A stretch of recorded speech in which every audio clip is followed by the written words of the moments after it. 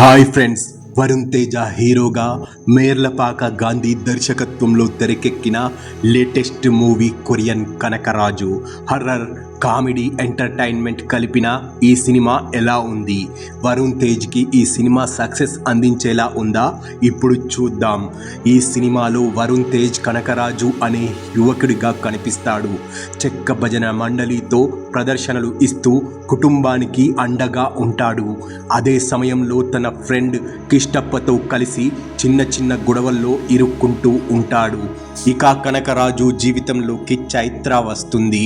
ఆమెకు కొరియాలో సెటిల్ అవ్వాలనే కోరిక ఉంటుంది. ఆమెను చూసిన కనకరాజు ప్రేమలో పడతాడు. అయితే అనుకోకుండా కొరియా నుండి వచ్చిన ఒక వస్తువు కారణంగా ఓ కొరియన్ వ్యక్తి ఆత్మ కనకరాజు శరీరంలోకి ప్రవేశిస్తుంది. అప్పటి నుండి కనకరాజు ప్రవర్తన పూర్తిగా మారిపోతుంది. ఆ ఆత్మ కోరిక ఏంటో తెలుసుకొని దాన్ని నెరవేర్చడానికి కనకరాజు, కిష్టప్ప, చైత్ర కలిసి కొరియా వెళ్తారు. అక్కడ ఏం జరిగింది, ఆత్మ ఎవరిది, కనకరాజుకు దాని నుండి విముక్తి ఎలా దొరికింది అనేది సినిమా చూసి తెలుసుకోవాలి. సినిమా విషయానికి వస్తే ఇది పక్కా హర్రర్ కామెడీ ఎంటర్టైనర్. అయితే ఇక్కడ హర్రర్ కంటే కామెడీకే దర్శకుడు ఎక్కువ ప్రాధాన్యత ఇచ్చాడు. ఫస్ట్ హాఫ్ ప్రారంభంలో కాస్త స్లోగా అనిపించిన ఇంటర్వెల్ దగ్గర నుండి కథ ఆసక్తికరంగా మారుతుంది. ముఖ్యంగా వరుణ్ తేజ్, సత్య కాంబినేషన్ బాగా వర్కౌట్ అయ్యింది. సత్య పంచులు, తన కామెడీ టైమింగ్తో సినిమాకు బిగ్గెస్ట్ ప్లస్గా నిలిచాడు. కొరియన్ బ్యాక్డ్రాప్ కూడా సినిమాకు కొత్త ఫీల్ తీసుకొచ్చింది.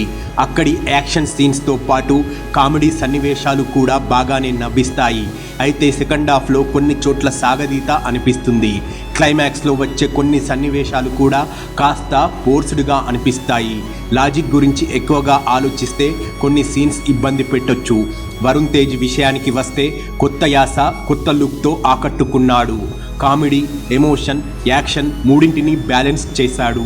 సత్య మాత్రం తన కామెడీతో సినిమాను మరో స్థాయికి తీసుకెళ్లాడు. Thaman background music, Manoj Reddy cinematography సినిమాకు ప్లస్ అయ్యాయి.